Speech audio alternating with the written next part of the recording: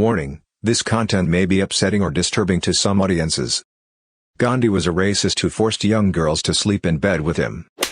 What facts about history will never be taught in school? It took me an anthropology class in college to learn about human zoos.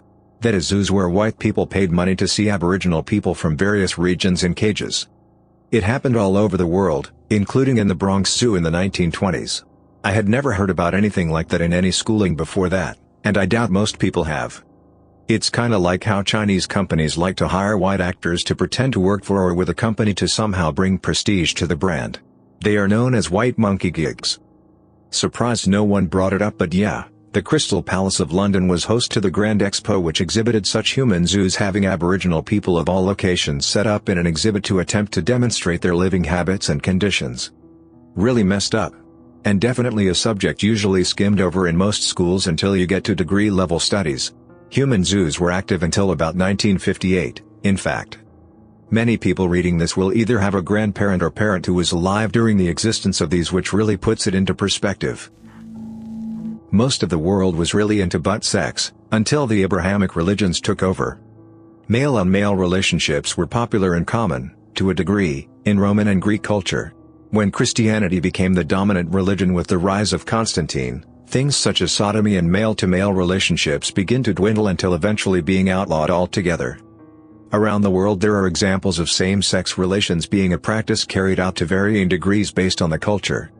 With the arrival of Europeans to these places, those practices were usually stamped out in brutal fashion. That the Middle Eastern countries were more involved in the African slave trade, and it continues to this day to some extent. Also that the USA was not even close to a quarter of the slave trade. But it is the most publicized slavery tale. Also, poor white people were slaves from 250 BC, documented, until the early 1700s. They were slaves to kingdoms. They were tortured and left tied to trees in the forest, if not outright killed or lynched. In American Civil War history, the Union, especially Abraham Lincoln, are often portrayed as kindly, benevolent liberators freeing slaves from the evil South. In reality, the average person in the Union was very racist by modern standards. There were also quite a few Southern sympathizers living in the Union. It's much simpler and prettier to teach it as this: black and white, everyone on this side of the line is immoral and everyone on this side is good. Lots of historical figures were gay. The person that most of us know as gay was Sappho, who wrote many poems about her love for women. In fact, Sappho lived on the island of Lesbos, which is why we call homosexual women lesbians today. But there are also people that you didn't expect, like Leonardo da Vinci, who was accused of sodomy with a male prostitute among some other stuff. One of my personal favorite gay historical figures were Alexander Hamilton and John Lawrence. No, I'm not about to spout things from the Hamilton musical. The two wrote letters with some very spicy language in which Hamilton proclaims his love for John on numerous occasions. Some parts of these letters were so spicy that future biographers, such as one of Hamilton's sons, cut and crossed out certain parts. How bad the rape of Nanking was. I read up on that a while ago and it left me feeling shocked at just how evil humans can be to other humans. It's possibly one of the worst atrocities mankind has ever committed. The Japanese mass murders of their Asian subjects was worse than the Nazi Holocaust. There are literally Japanese still alive that were involved directly or indirectly. It was actually so bad the Nazis offered to step in and negotiate peace. A little-known fact was that before Germany allied with Japan, they were allies of China. Until 1936, Germany was regularly sending arms and officers to China to train and equip the Kuomintang. Chinese forces armed and trained by the Germans became some of the fiercest resistors to the Japanese invasion.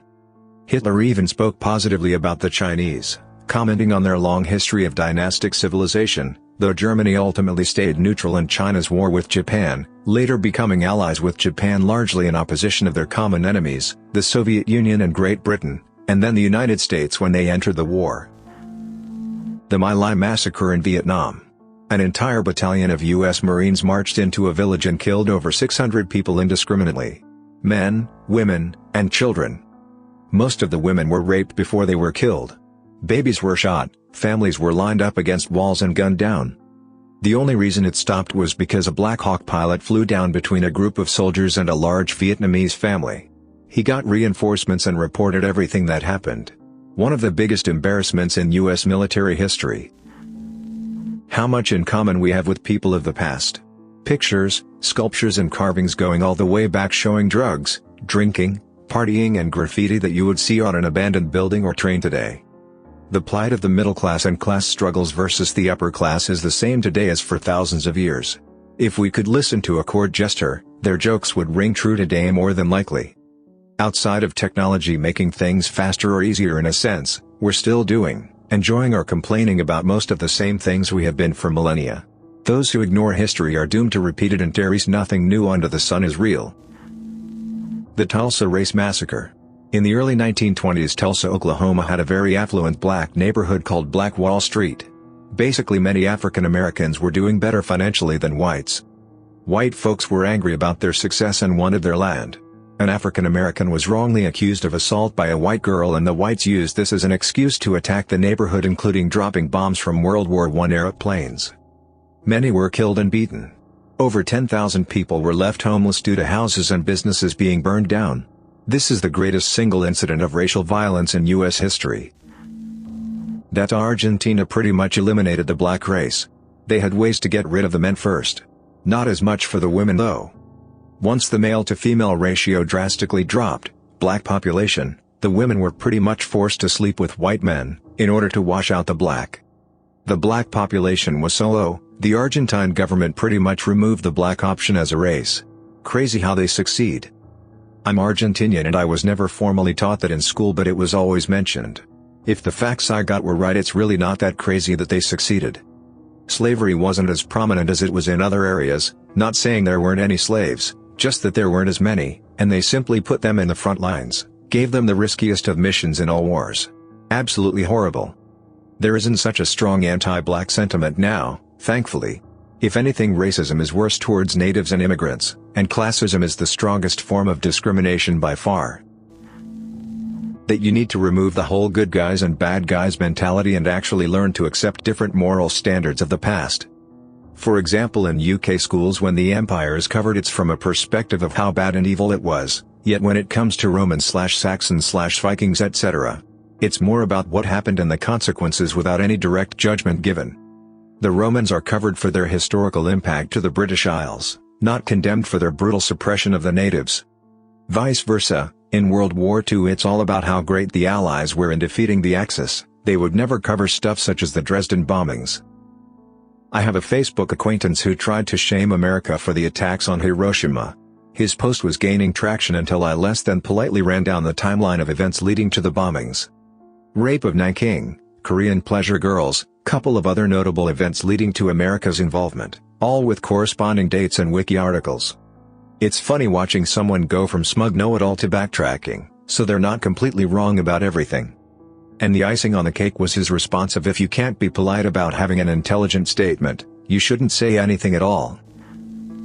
About the lost children of Francoism. These children were abducted from Republican parents who were either in jail or had been assassinated by nationalist troops during the Spanish Civil War in Francoist Spain. These children were then given to families that would practice Catholicism and nationalism. However, this lasted after 1975, when Franco died.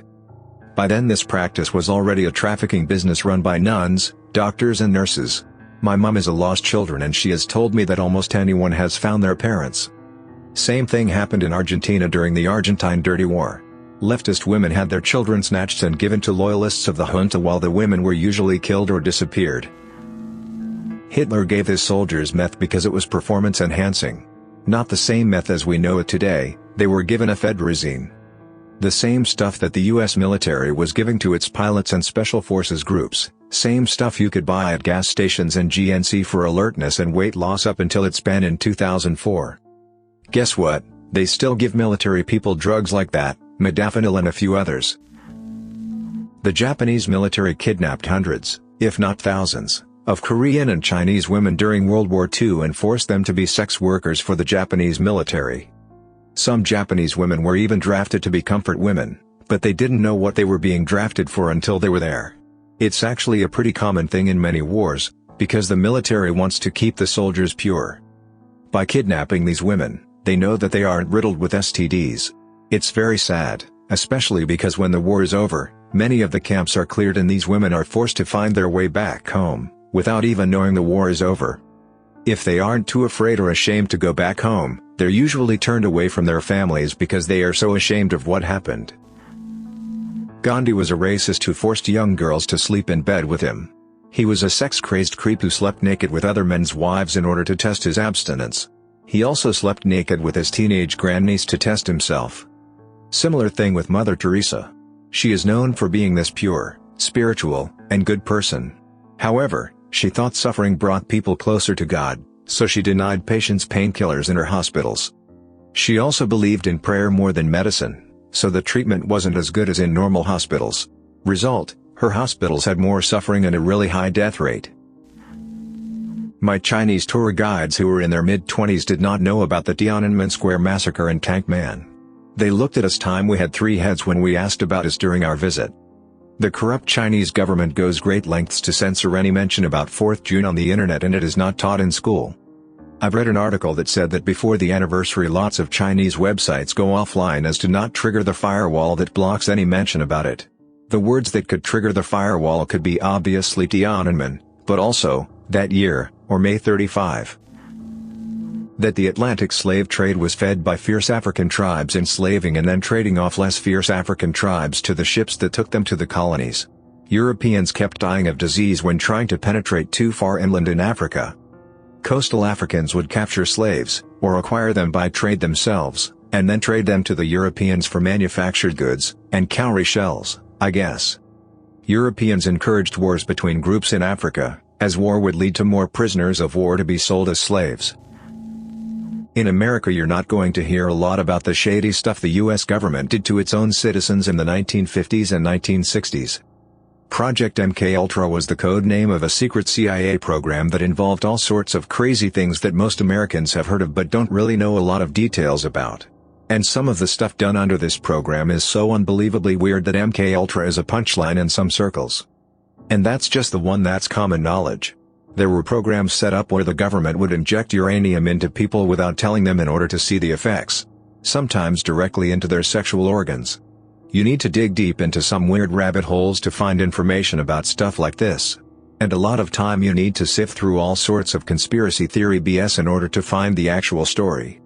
And even then you can't be 100% certain that what you uncovered is real or fake. But even so, it's pretty well established that in the 1960s in particular the US government was up to its elbows in some pretty bad stuff involving its own citizens. And you'll never hear anything about it even in college-level courses unless you have some really groovy instructors. I think this is something that generally isn't taught, the Triangle Shirtwaist Factory fire. I learned about it in middle school. Then a professor mentioned it in college and no one else in my class heard of it. Then I stumbled upon an article to use as a teacher. None of my coworkers had ever heard of it. It's had a huge impact on safety regulations. Was the biggest workplace tragedy in American history until September 11 and exposed serious shortcomings in corporate management, workplace safety standards, and employees' rights. We learned a lot from that fire, but it's sad that it had to get to that point before we would learn those lessons.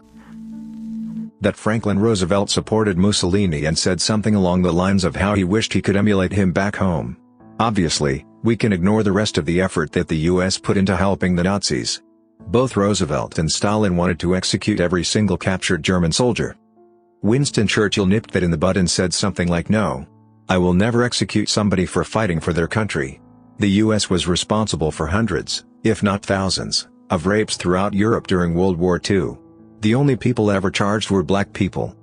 The US tried to enforce racial segregation within the UK and Australia during World War II, even going as far as ensuring that they did not purchase from any shop that sold anything to black people. This resulted in countless fights between British and American soldiers.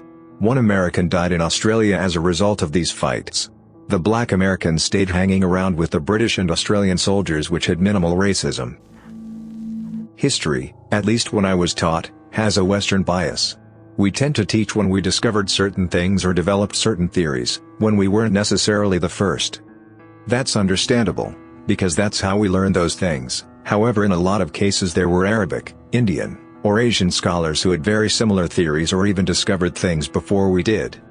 It gives us Westerns a kind of bias where we think we invented science and astronomy and maths, when that's not really the case at all. It was happening all over the world. Socialism and cultural Marxism were not only failures but had an absolutely evil history over the 20th century. Not just that, but the Democrat Party has an absolutely evil history. Most American atrocities were committed by Democrats or Democratic politicians.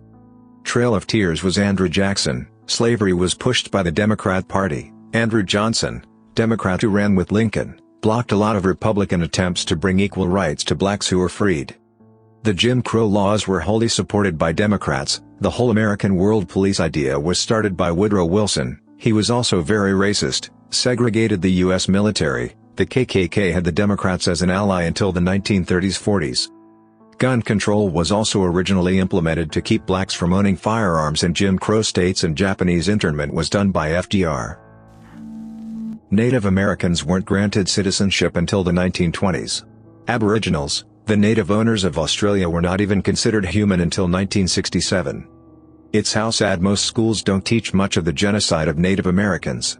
Most you'll get is the Trail of Tears and Wounded Knee, only cause of Jackson and Custer. The Kuwaitis are going through something similar as far as I've read. A while back they have started registering citizens, only to find out I don't know how long later that some of the ancestors did not register. Now their grandchildren are basically second class and do not possess a nationality or equal rights. In the Philippine-American War, more correctly, the Moro conflict, in one area many villagers fled to a volcanic crater. While there were certainly guerrillas in there, it is clear that they were mostly full of civilians that fled there for refuge, including children. To get ahead of the contrarian comments, the guerrillas in there were definitely not that moral, stole from other villages, history of violence, maybe pro-slavery, but it's up to you to determine where your comfort zone of justification is for what follows. The American governor of the province said that the inhabitants had no intention of fighting from there. They declined to leave or disarm. Important to note, their arms were short swords and spears. As a historical note, the Muslim population of the Philippines was largely not colonized during the Spanish period. So imagine resisting colonial powers for hundreds of years. You've, supposedly, just moved your family to get away from violence, and suddenly the new colonizer on the block shows up and tells you to move. They were pretty much massacred by any definition with modern artillery, grenades, bullets, bayonets, etc. Out of almost 1,000 people, there were 6 survivors. About 20 Americans died. And before we get into a whole discussion over applying our morality over people of the past, let me add that this was a PR nightmare back in the US. Imagine how bad you have to be to outrage the early 1,900 US white public over the deaths of Filipino Muslims on the other side of the world. Sadly, very little of that outrage made its way to public school history. You may get lucky if you're smart enough to get into advanced high school history or have a really motivated teacher, but I had both of those and didn't learn about this, and other massacres, until much later by accident. Thanks for listening to Radio TTS. Hit the subscribe button and activate the notification bell for more controversial videos. Click the right box for the facts playlist. Let us know in the comments what you think about these facts. Do you think they are true? Can you debunk some of them?